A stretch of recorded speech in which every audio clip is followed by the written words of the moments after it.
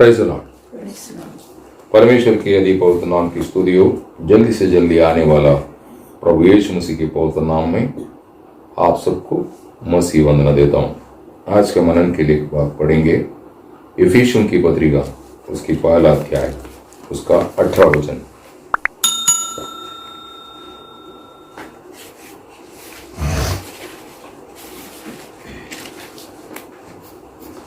और तुम्हारे मन की आंखें ज्योतिर्मय हो कि तुम जान लो कि उसकी बुलाहट की आशा क्या है और पवित्र लोगों में उसकी मिरास की महिमा का धन कैसा है। आमीन। उसकी बुलाहट है ना। इसके संबंध में प्रभु यीशु मसीह ने स्वयं मत्ताई जो सुवार्ता लिखा उसमें हम देखते समय प्रभाव पर कहता है, उसका 22 का 14 में बुलाए हुए अनेक मतलब बुलाए हुए है ना। प्रभु का बुलाहट वो है हमारा विषय। प्रभु का बुलाहट में क्या आशा है ये पहचानना है। पाप किया हुआ और परमेश्वर की संपर्क से दूर हुआ मनुष्य को परमेश्वर ने बुलाया। आपको मालूम है उत्पत्ति 3:9 में मनुष्य को बुला के पूछा तुम किधर है ना।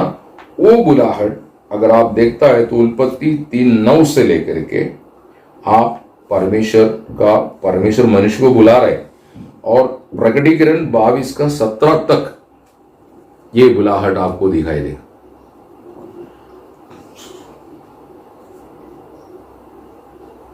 मनुष्य इसको पहचान नहीं रहे। परमेश्वर मनुष्य को अपनी पद्धति के लिए या अपने उद्देश्य के लिए, अपनी योजना के लिए बुला रहा है ना। उसके संबंध में भजन 50 का 1 में ऐसा लिखा है, सूरज का उदय से लेकर के अस्तमय तक परमेश्वर मनुष्य को बुला रहा है। लेकिन हम देखते समय पर उत्पत्ति में हम क्या देखता है, मनुष्य परमेश्वर से भागा और छिपने की कोशिश की क्योंकि वो डर गया। उत्पत्ति 3:8 और 10 दोनों वचन पढ़ने से आपको ये बात समझ में आएगा कि वो एक पेड़ के पीछे आदम हवा छिप गया और कहता है कि तेरा चलने का आवाज, जो बगीचे में आप चलते हुए जो आवाज हमको सुनाई दिया तो हम डर गया। तो परमेश्वर ने उनसे पूछा तुम क्यों डर गया है। वो बोलता हम नग्न है। तुम नग्न है करके किसने बोला। फिर परमेश्वर उनको पूछता है, मैंने जो वृक्ष का फल तुमको खाने के लिए मना किया था वो वृक्ष का फल तूने खाया क्या। तो परमेश्वर ने मना किया हुआ वृक्ष का फल वो खाया ना। उत्पत्ति 3 अध्याय 11 से 12 तक वो चर्चा परमेश्वर और आदम के बीच में चल रहे।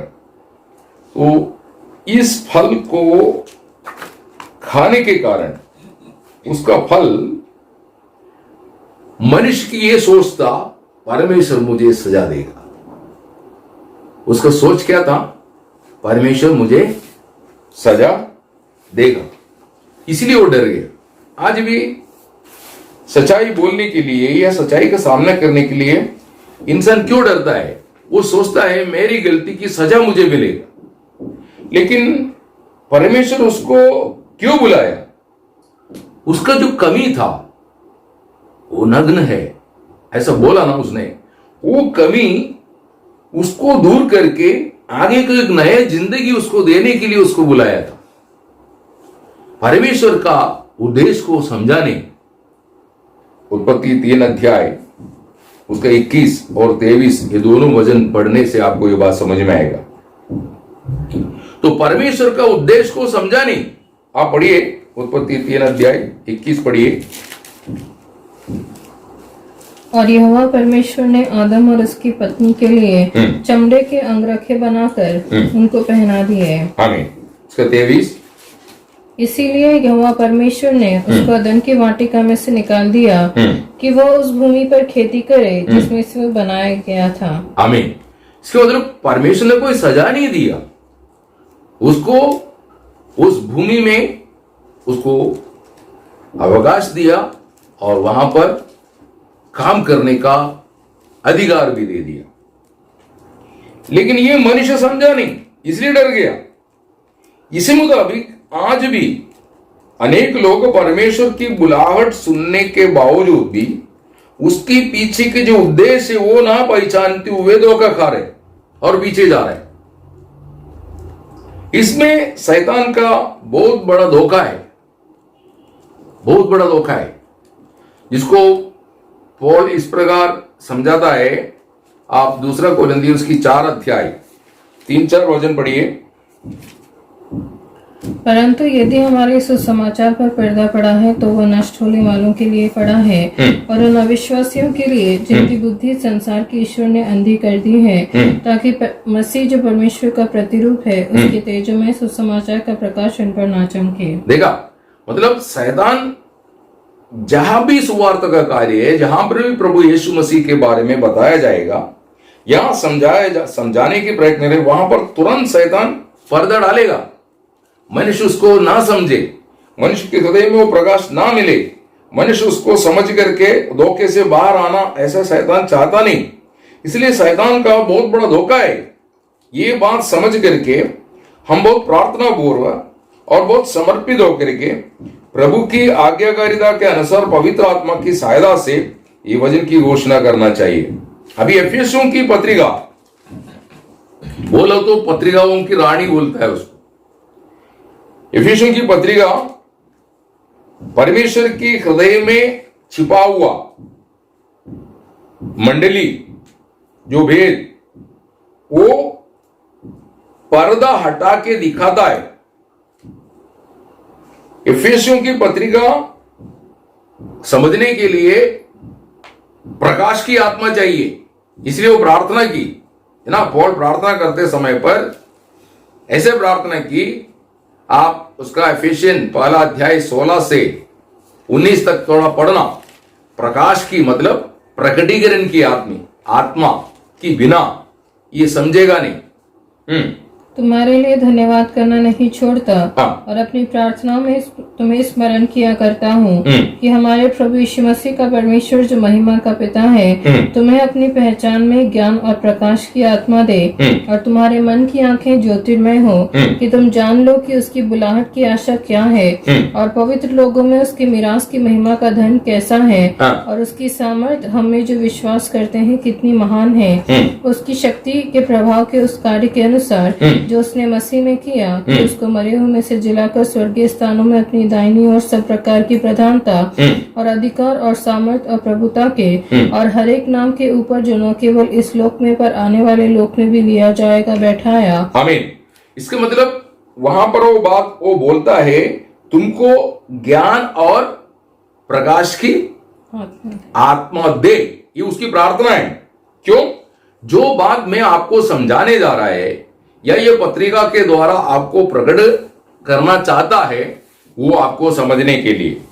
इसका मतलब पहला शताब्दी में जो प्रकाश मिला, लोग उसको समझने के लिए पौल कितनी प्रार्थना की, इस समय उसका प्रकाश कहां तक उनको पहुंचा रहा है वो मालूम नहीं।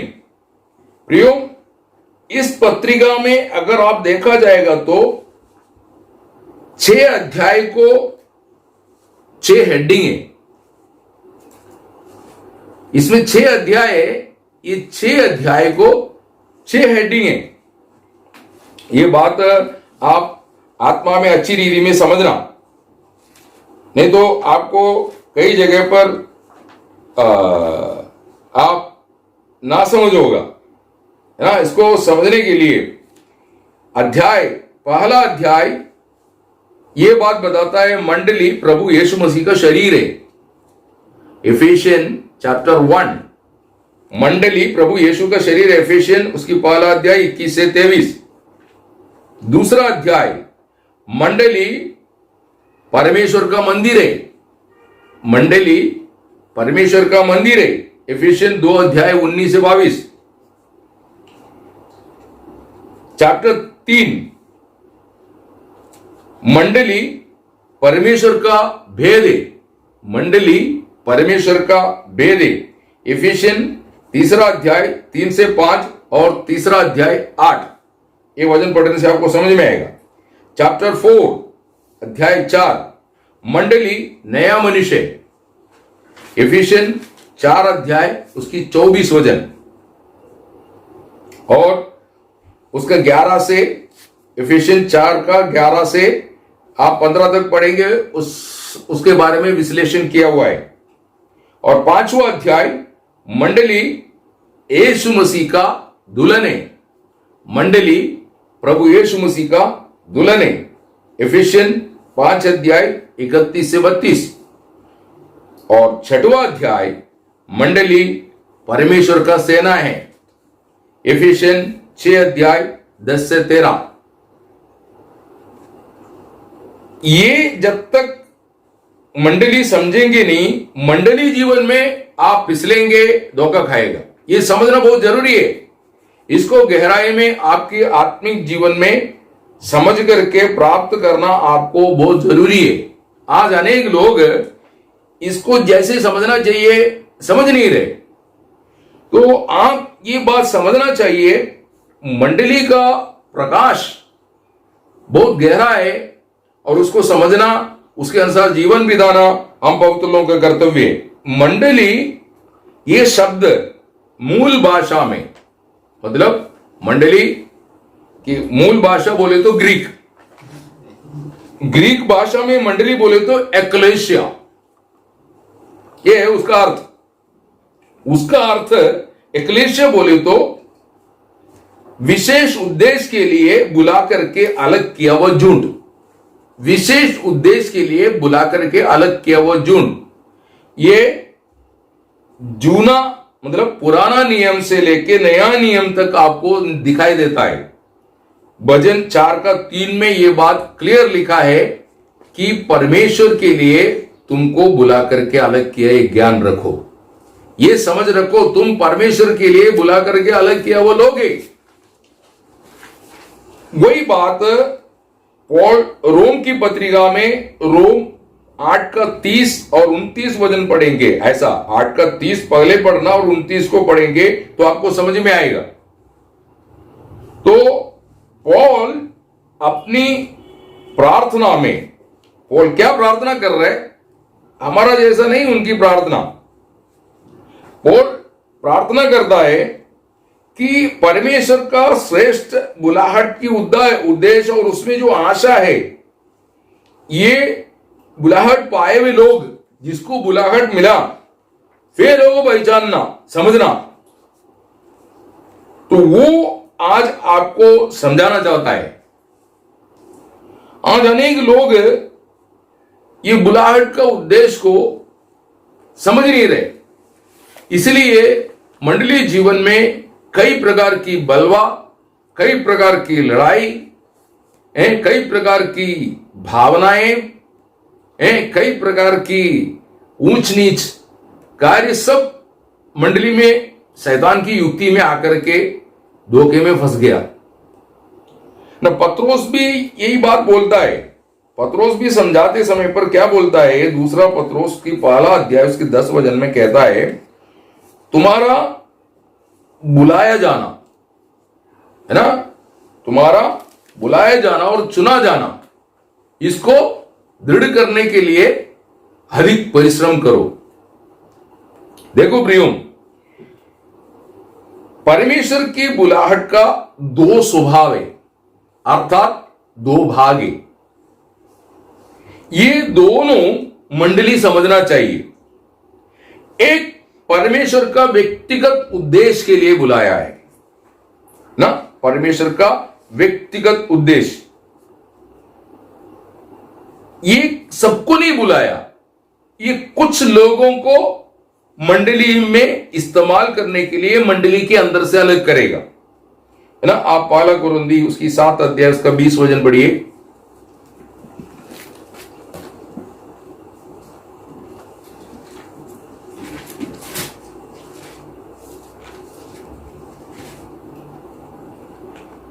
हर एक जन जिस दशा में बुलाया गया हो हाँ। उसी में रहे। हाँ, हर एक जन जिस दशा में बुलाया गया हो वैसा ही रहे। समझे क्या? उसको गलातियों की पत्रिका 2 अध्याय 7 से 9 तक आप पढ़ेंगे, वहां पर उसको वो क्लियर व्याख्या करता है। पढ़िए। परंतु इसके विपरीत जब उन्होंने देखा कि जैसे खतना किए हुए लोगों के लिए सुसमाचार का काम पतरस को सौंपा गया, वैसे ही खतना रहितों के लिए मुझे सुसमाचार सुनाना सौंपा गया, क्योंकि जिसने पतरस से खतना किए हुओं में प्रेरिताई का कार्य बड़े प्रभाव सहित करवाया, उसी ने मुझसे भी अन्य जातियों में प्रभावशाली कार्य करवाया। तो ये काम कौन कराता है? प्रभु कराता है। ये किसी मनुष्य की ताकत से या मनुष्य की बुद्धि योजना से होने वाला कार्य नहीं। इसको फिर पौल समझाता है ना, पहला कोरिन्थी 12 अध्याय उसके 28 वचन पढ़िए। और परमेश्वर ने कलीसिया में अलग अलग व्यक्ति नियुक्त किए हैं, प्रथम प्रेरित, दूसरे भविष्यवक्ता, तीसरे शिक्षक, फिर सामर्थ के काम करने वाले, फिर चंगा करने वाले, और उपकार करने वाले, और प्रबंध करने वाले, और नाना प्रकार की भाषा बोलने वाले। हाँ, तो नाना प्रकार की भाषा, नाना प्रकार की भाषा मतलब उनको कई प्रकार की भाषा देगा। तमिल देगा या तेलुगु देगा या हिंदी देगा, इंग्लिश देगा या अरबी देगा, जो भी है वो भाषा क्यों देता है? वो उसको उधर जाकर के प्रभु का काम करना है, इसलिए उसको दिया जाता है ना। तो वही बात आप देखता है तो एफिशियन 4 अध्याय 11 से 13 आपको पढ़ने को मिलेगा। ये मनुष्य सीखने वाला कार्य नहीं, ये पवित्र आत्मा के द्वारा मिलता है। हाँ, उसने कुछ को प्रेरित नियुक्त करके, हाँ। और कुछ को भविष्यवक्ता नियुक्त करके, और कुछ को सुसमाचार सुनाने वाले नियुक्त करके, और कुछ को रखवाले और उपदेशक नियुक्त करके दे दिया, हाँ। जिससे पवित्र लोग सिद्ध हो जाएं, हाँ। और सेवा का काम किया जाए और मसीह की देह उन्नति पाए। हाँ, तो उसने बोले तो प्रभु यीशु ने वो नियुक्ति वही करता है। ये पुराना नियम में भी अगर आप देखता है तो अभी पुराना नियम में 12 गोत्र है। 12 गोत्र में से केवल मिलाप वाला तंबू में सेवा करने के लिए एक गोत्र को अलग कर दिया, लेवी। लेवी गोत्र में 3 कुटुंब है। इन तीनों कुटुंब को अलग अलग सेवाएं दी। वो एक दूसरे के बीच में नहीं कर सकता। वो उसको समझने के लिए गणना का पुस्तक 4 अध्याय पढ़ेंगे, आपको समझ में आएगा। अभी मत पढ़ना क्योंकि वो लंबा अध्याय है। आपको समय मिलेगा तो आप थोड़ा पढ़ के देखना। वहां पर एक एक कुटुंब को क्या क्या काम करने का है, वहां पर उसको विश्लेषण किया हुआ है। उसको शॉर्ट में समझने के लिए आप गणना की पुस्तक 7 अध्याय 1 से 9 पढ़ेगा तो आपको समझ में आएगा। पढ़िए। फिर जब मूसा ने निवास को खड़ा किया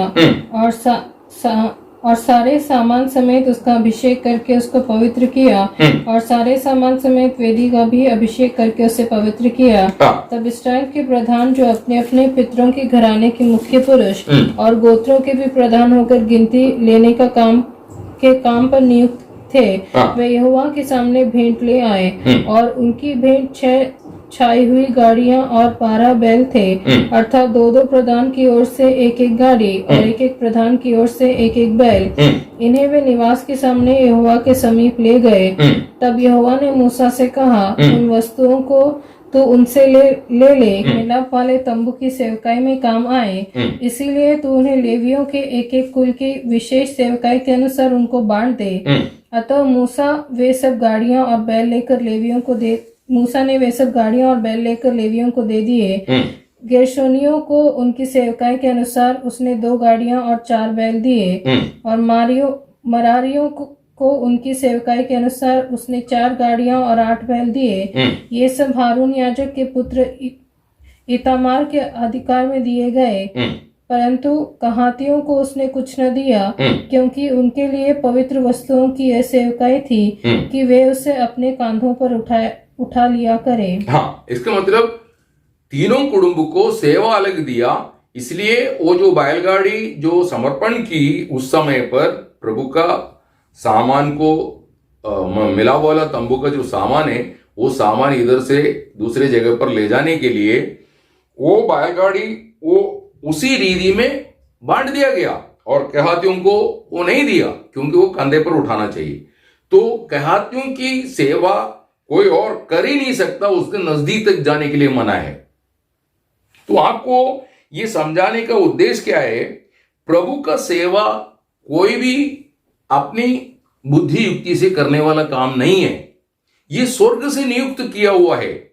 ये प्रभु यीशु मसीह के द्वारा पवित्र आत्मा के द्वारा मंडली जीवन में उद्धार पाके आया हुआ पवित्र लोगों को प्रभु उस काम के लिए चुन के अलग करता है। तो वो काम उनको पूर्ण रीति में स्वतंत्रता से करने के लिए मंडली के हर व्यक्ति सहयोग देना चाहिए। परंतु कुछ ऐसा बुलाहट है जो आमतौर पर सबको लिए है, सबके लिए वो बुलाहट है। अभी उसके बारे में अगर हम देखता है तो वो पूरा पवित्र शास्त्र में बिखरा पड़ा हुआ है ना। उसका हम देखते हैं तो वो बुलाहट के बारे में कहता है, उद्धार को प्राप्त करने के लिए बुलाया, उद्धार को प्राप्त करने के लिए। पहला थिस्सलुनी 5:9, पहला तीमोथी 2 उसका 4 वचन। फिर हम देखता है स्वर्गीय बुलाहट से बुलाया, इब्री उसकी 3 पहला वचन। मसीह की सहभागिता में बुलाया, पहला कुरिन्थी 1:9 वचन। पवित्रताई के लिए बुलाया, पहला थिस्सलुनी उसकी 4:7 वचन, 4:3 वचन। दूसरा तीमोथी 1:9 वचन। एक ही आशय के लिए बुलाया, इफिशियन 4:4 मतलब प्रभु यीशु मसीह की आगमन की आशा, फिलिपियन 3:20 और रोम 8:23 से 25 तक। अनंत महिमा के लिए बुलाया, ये दूसरा थिस्सलुनी 2:14 वचन, रोम उसका 9:23। मनफिलावट के लिए बुलाया, लूक 5:32 और प्रेरितों की चरित्र 17 उसकी 30 वचन और रोम की पत्रिका 2 उसको 4 वचन। ऊंची बुलाहट से बुलाया, फिलिपियन उसकी 3:14। एक शरीर होने के लिए बुलाया, कोलोसियन 3 उसकी 15 वचन। स्वतंत्रता के लिए आपको बुलाया, गलीशियन 5:13 वचन, यूहन्ना 8:36 और 31-32। आशीष अनुभव करने के लिए बुलाया, पहला पत्रोस 3:9 वचन। ये सब परमेश्वर की बुलाहट सबके लिए दिया गया है। ये आप उसको आपकी जीवन में आप समझना है, ये आप समझना बहुत जरूरी है ना। ये प्रभु का विधि है या प्रभु का उद्देश्य है। तो ये दोनों बुलाहट और चुनौती परमेश्वर की संतान या परमेश्वर की लोग पूर्ण रीति में आत्मा की सहायता से प्रकाश पाके समझना चाहिए। और ये सब लोग समझ करके जीवन बिताना ऐसा स्वर्ग चाहता है। अभी उसने सबको प्रेरित होने के लिए नहीं बुलाया, सबको भविष्यवक्ता होने के लिए नहीं बुलाया, सबको उपदेष्टा होने के लिए या चरवा होने के लिए नहीं बुलाया है। और ऐसा खुद होने के लिए कोई कोशिश करना भी नहीं चाहिए, क्योंकि उसने सबको सेवक होकर के बुलाया, सबको सेवक होकर के बुलाया है। मतलब पहला पत्रोस 2:9 वचन में कहता है तो वो वचन के अनुसार मंडली जीवन में प्रवेश हुआ सबको काम है, लेकिन हम उसको अपनी मर्जी से, उसको अपनी बुद्धि से उसको करने के लिए किसी रीति में युक्ति नहीं इस्तेमाल करना। उनमें से कुछ लोगों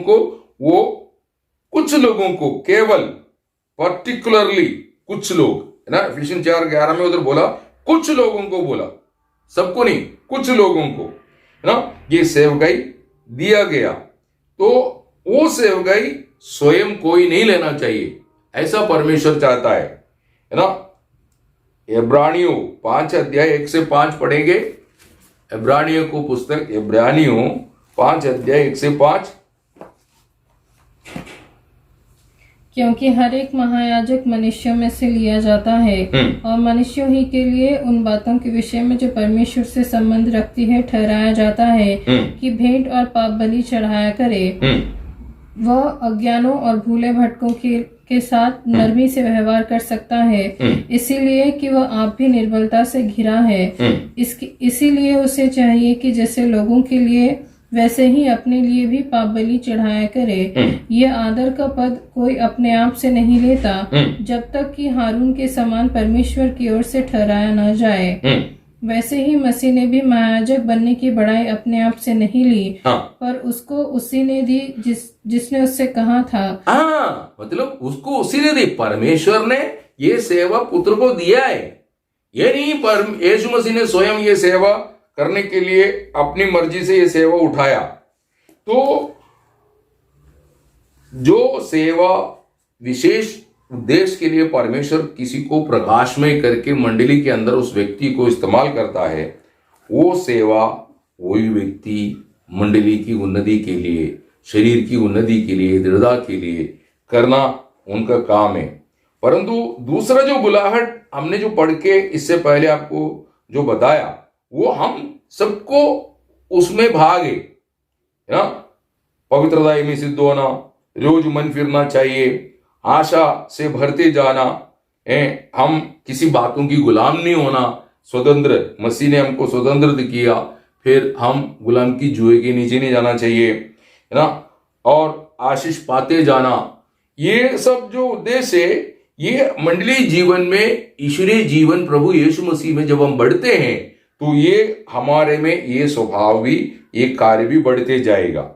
इसलिए आज हम जो वचन आप सुन रहा है प्रिय भाई बहन, कि परमेश्वर की उद्देश्य, परमेश्वर की मन को हमको समझना बहुत जरूरी है। उनकी बुलाहट की श्रेष्ठत्व पहचानना हमारा जरूरी है।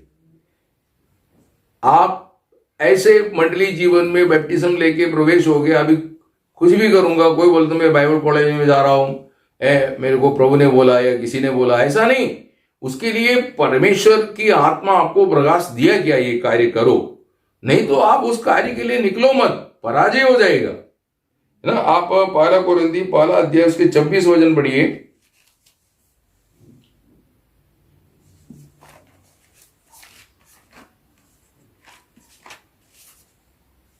हे भाइयों, अपने बुलाए जाने को तो सोचो। हाँ, बुलाया जाने को तो सोचो, मतलब प्रभु ने आपको बुलाया, उस विषय में थोड़ा सोचना चाहिए। प्रभु आपको बुलाया है तो किसी पर्पस के लिए, जो जिसको बुलाया उसकी जीवन, मंडली जीवन में ऐसा प्रभु प्रकाशमय करेगा। अभी अहरोन को ऐसा करो बोला, और अहरोन के बाद उसकी पुत्र एलियासर, उसके बाद फिनहास, ये प्रभु ने नियुक्त किया। मूसा ने पूछा था मेरे बाद अभी कौन, यहोशुआ को नियुक्त करो करके परमेश्वर ने बोला। तो ये कार्य कभी भी हम अपनी, अभी शमूएल पूछा इस्राएल के लिए कौन राजा होगा, शाऊल होगा, ये परमेश्वर ने बोला। शाऊल विश्वासियों की नहीं रहा तो फिर कौन रहेगा, बोला उसकी जगह पर अभी दाऊद को लाओ। तो ये सब परमेश्वर करता है, परमेश्वर के लोगों के लिए। मनुष्य ऐसा करेंगे वो कार्य परमेश्वर एक्सेप्ट नहीं करेंगे। आपको मालूम है, प्रेरित लोगों ने यूदा इस्करियोत की जगह पर गिनती पूरा करने के लिए मथियास को लॉटरी डालकर, मतलब पर्ची डाल करके उसको चुना, लेकिन मथियास नहीं था, पौल को परमेश्वर ने चुना था, प्रभु यीशु ने। तो ये बात लोग समझ नहीं रहे। आज अनेक लोग अपनी मर्जी से कुछ भी कर देते हैं, थोड़ा प्रचार करना आ लिया या कुछ और काम करना आ लिया, तो वो सोचता है कि ये सब प्रभु का सेवा है।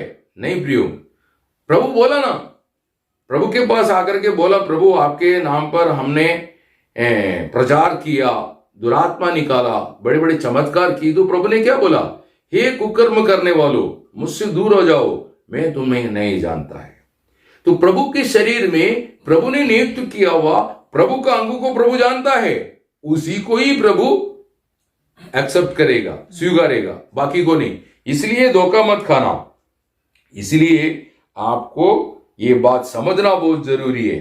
जो काम आपको दिया प्रभु ने, जिसको 5 तालन दिया उसका 5 का हिसाब लिया, जिसको 2 दिया उसका 2 का हिसाब लिया, जिसको 1 दिया उस 1 का हिसाब पूछा। ये नहीं तू 5 के हिसाब दे, ऐसा नहीं कभी करेगा। शायद आपको प्रार्थना करने के लिए कृपावर मिला है, प्रार्थना करो, आपको प्रतिफल पवित्र लोगों के साथ जो मिलते हैं बराबर मिल जाएगा। ये मत सोचना मैं प्रचार नहीं कर पा रहे, मैं प्रार्थना कर रहा है, मेरे को कौन जानता है। नहीं, ये शैतान की युक्ति है, कोई हमको जानना चाहिए नहीं, प्रभु हमको जानना चाहिए। Praise the Lord. तो ये बात आप पहचानेगा तभी परमेश्वर की इच्छा जान के परमेश्वर को प्रसन्न करते हुए एक जिंदगी जिए। इसलिए पौल ने बोला हम मनुष्य को खुश करने के लिए नहीं, हम प्रभु को खुश करने के उद्देश्य में जी रहा है। Praise the Lord.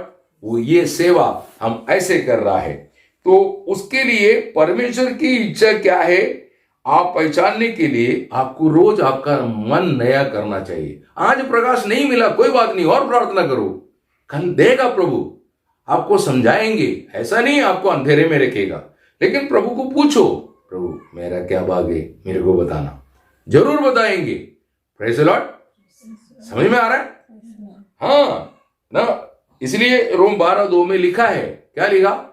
तुम संसार का सदृश ना बनना, परमेश्वर का सिद्ध और परिपूर्ण इच्छा क्या है ये समझने के लिए अपना मन को नया करते जाओ। Praise the Lord. तो एक बात जानना है, प्रभु ने सबको बुलाया है, और बुलाया हुआ सब चुना हुआ नहीं है। जो चुने हैं उनको प्रभु काम सौंपा हुआ है।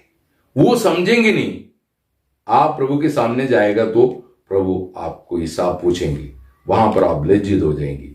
इसलिए प्रभु को बस प्रार्थना कर, प्रभु आपने मुझे मंडली जीवन दिया है, मुझे जो काम सौंपा है वो काम कृपया प्रकाश करके दे दो, ताकि मैं वो कर सकूं। आप उपवास के साथ प्रार्थना करो या आंसू बहा के प्रार्थना करो, प्रभु आपको प्रकाश करके देगा। टेंशन मत ले, मैंने दिया हुआ काम केवल तू करता रहने का। Praise the Lord. Praise the Lord. प्रभु इन वचनों से आप सबको और आशीष दे।